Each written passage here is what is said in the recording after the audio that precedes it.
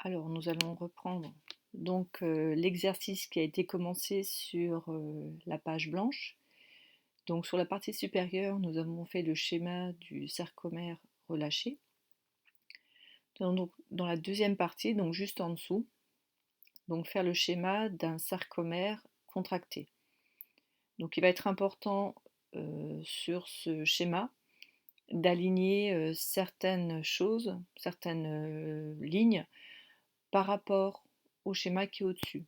D'accord? Donc il faudra vraiment prendre une grande règle pour vraiment aligner certaines choses et d'autres, il faudra absolument les décaler, d'accord? Pour bien faire la différence entre le sarcomère relâché et le sarcomère contracté. Alors tout d'abord, la première chose, donc on va noter le titre de cette deuxième partie, donc le schéma à noter d'un sarcomère contracté. Donc pendant que vous écrivez ce titre, donc je rappelle, et vous l'avez vu sur les différentes animations, qu'en fait la contraction du sarcomère se fait par le glissement des myofibrilles les unes sur les autres, hein, avec les têtes de myosine qui s'accrochent à l'actine. Et grâce justement à un mouvement des têtes de myosine, l'actine se déplace. D'accord? Donc les filaments d'actine vont se déplacer, vont glisser vers l'intérieur du sarcomère, c'est-à-dire au niveau de la ligne M. Donc la ligne M ne change pas. D'accord? Donc là, ce que vous pouvez faire en attendant que j'affiche les premiers traits, parce que je ne vais pas commencer par ça, vous pouvez donc mettre votre règle sur la ligne M de votre schéma du dessus et en crayon de papier très très fin, hein, n'appuyez pas trop fort parce que c'est un trait qui va ensuite disparaître, vous prolongez jusqu'en bas de votre feuille. D'accord? Donc ça, ce sera votre ligne M, ce sera votre repère, cette partie-là ne change pas. D'accord? Donc le centre de votre sarcomère restera au même endroit. D'accord? Donc je vous laisse faire. Si vous avez besoin d'un peu plus de temps, vous mettez en pause cette vidéo, comme d'habitude. Alors on va commencer.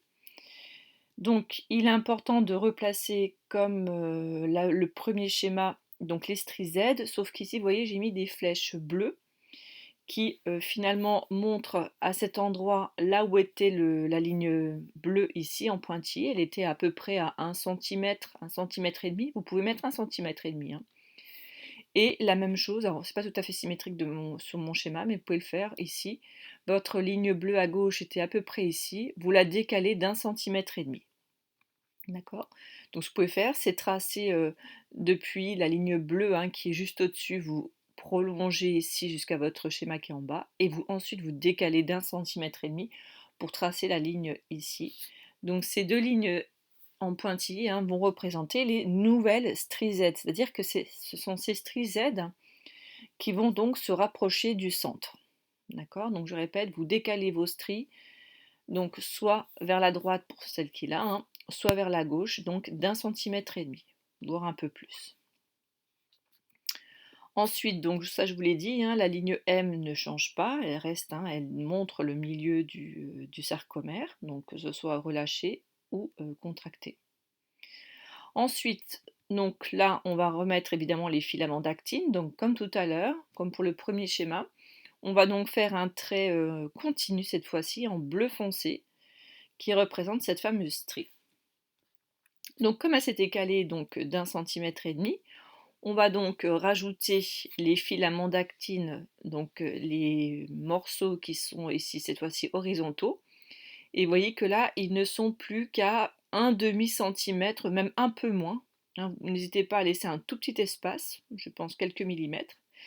Donc c'est vraiment cet espace, hein, qui est à peu près de 2 centimètres ici, il est vraiment très raccourci, hein. Ça c'est le fait, c'est dû au glissement donc des stries Z. Donc voilà pour le premier filament. Donc comme pour la première partie de l'exercice, je vous montre comment placer le premier et les autres filaments vont suivre évidemment le même schéma. Donc je les place ici. Donc on aligne bien ici les filaments, d'accord. Évidemment, on refixe ici, hein, les filaments d'actine du sarcomère qui est à gauche et du sarcomère qui est à droite, puisqu'en fait tout va se suivre, hein.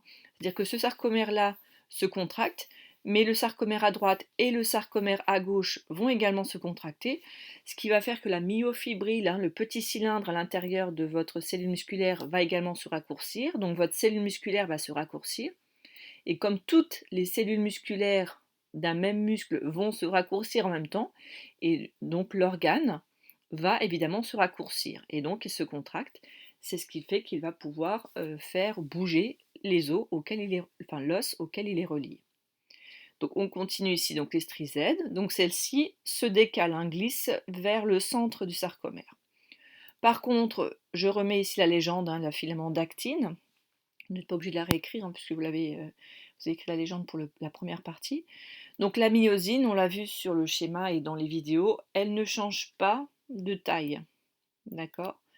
Donc là, elle va juste, on voit bien que l'espace qui est entre la myosine et l'actine est plus petit. D'accord? Donc ça c'est pour le premier, évidemment les autres vont avoir la même position. Donc la myosine, hein, si vous faites pour la taille de la myosine, hein, n'hésitez pas à faire des petits traits en pointillés, en crayon de papier. La taille de la myosine ici à gauche doit exactement être à la même position que le schéma du haut. La même chose ici à droite, hein. La limite, ici l'extrémité de cette molécule, ce filament de myosine, doit être exactement au même endroit que le schéma que l'on a fait pour le sarcomère relâché. D'accord? Donc la position de la myosine, la taille ne change pas. La taille de l'actine ne change pas non plus, mais c'est sa position. Elle va glisser, d'accord, sur la myosine. Alors là, on va voir les choses qui ont changé, puisque l'actine, les filaments d'actine se sont rapprochés. Donc première chose qui change, vous vous souvenez, on a mis en vert, donc essayez de garder le même code couleur. On met donc les lignes ici, donc verticales, ici en pointillé vert pour indiquer la zone où il n'y a que de la myosine. Donc ça, c'est ce qu'on appelle la bande H. Et on a également une partie qui a changé, vous vous souvenez, hein, on va mettre ici donc des pointillés à la limite, hein, au niveau des extrémités des filaments de myosine. Vous vous souvenez, hein, c'est donc la limite, enfin la bande A, ici. Donc on répète, hein, que la bande A, c'est la bande sombre, c'est la bande dans laquelle il y a à la fois la myosine et l'actine. La bande H, il n'y a que de la myosine. Alors il nous reste donc la dernière bande ou demi-bande, ce qu'on avait mis en rose ici, c'est la demi-bande I, puisque dans cette demi-bande I, il n'y a que de l'actine. Donc retenez bien, hein, la bande A, actine plus myosine, bande H, que de la myosine, bande I, que de l'actine. Donc I, c'est la bande claire, A, c'est la bande sombre, et la bande H n'est pas caractérisée ici. Voilà, donc là vous avez un dessin du sarcomère donc contracté. Donc je répète, hein, vous devez absolument avoir une bande H qui est au centre plus petite. Vous devez avoir aussi une demi-bande I qui doit être plus petite. D'accord? Et si on mesure la taille entre justement entre les deux lignes bleues, ici en pointillé, on a donc le sarcomère qui doit être normalement plus court. D'accord? Donc là, si on fait les choses, on avait dit 1 cm de chaque côté, normalement, globalement, le sarcomère, si on le mesure, il doit être à peu près 3 cm, hein, sur notre feuille, 3 cm plus petit, plus court que le sarcomère relâché. Voilà, donc n'hésitez pas à regarder à nouveau cette vidéo et écouter bien les consignes, hein, pour être sûr que votre schéma soit juste. De toute façon, pour m'en assurer, ces feuilles blanches seront ramassées en classe, non pas pour les noter, mais pour vérifier que les schémas ont bien été repris et sont justes, hein, évidemment, puisqu'il va falloir les apprendre pour pouvoir les refaire.